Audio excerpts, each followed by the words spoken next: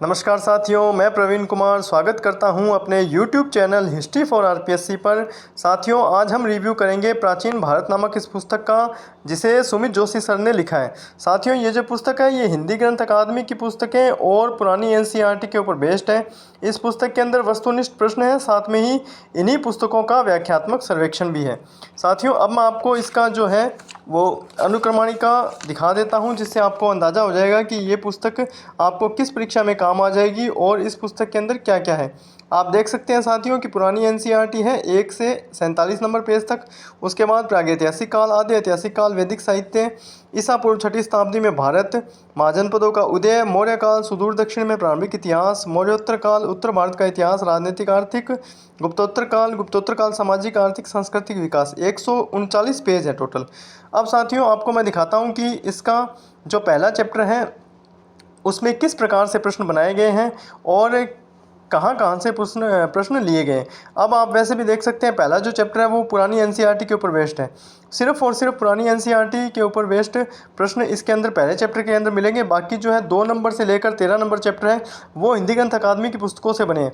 साथियों, जैसे नई एनसीईआरटी को तो सभी के पास है, पर पुरानी एनसीईआरटी सुलभ नहीं है। तो सर ने एक अच्छा काम किया है कि पुरानी एनसीईआरटी से प्रश्न निकाले और इस पुस्तक के अंदर डाल दिए, तो ये आपको अच्छे से काम आ जाएगी।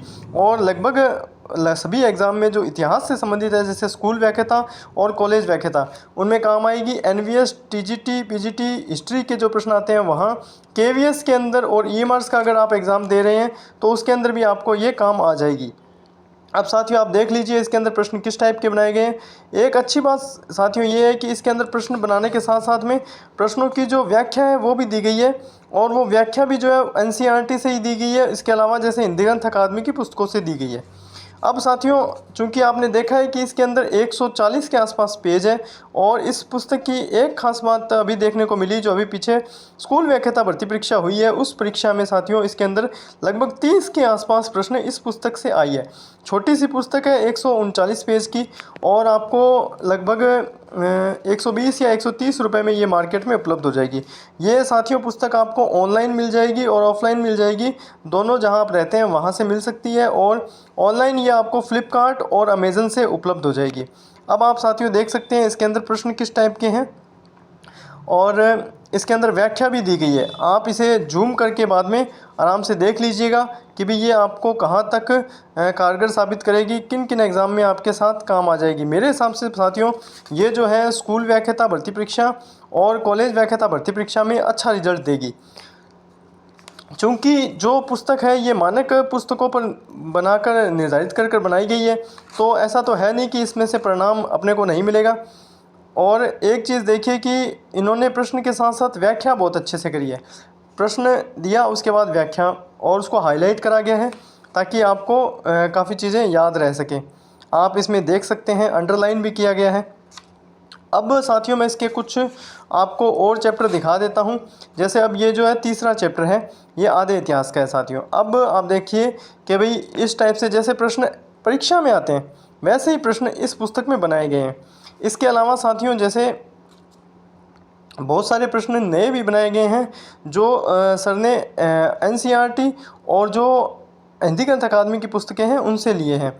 आपको ये पुस्तक साथियों एनवीएस, केवीएस और जो एएमआरएस का एग्ज़ाम होता है इसके बाद में आरपीएससी का स्कूल व्याख्याता भर्ती परीक्षा और कॉलेज व्याख्याता भर्ती परीक्षा, और इसके अलावा जैसे अन्य राज्यों के जो एग्ज़ाम हो रहे हैं उनके अंदर भी ये पुस्तक काम में आ जाएगी। अब इस टाइप से इन्होंने कुछ चार्ट भी इसके अंदर दिए हैं जिनसे आपको अच्छे से समझ आ जाए कि कौन सा स्थान कहाँ पर है, कौन सा स्थान कहाँ पर है।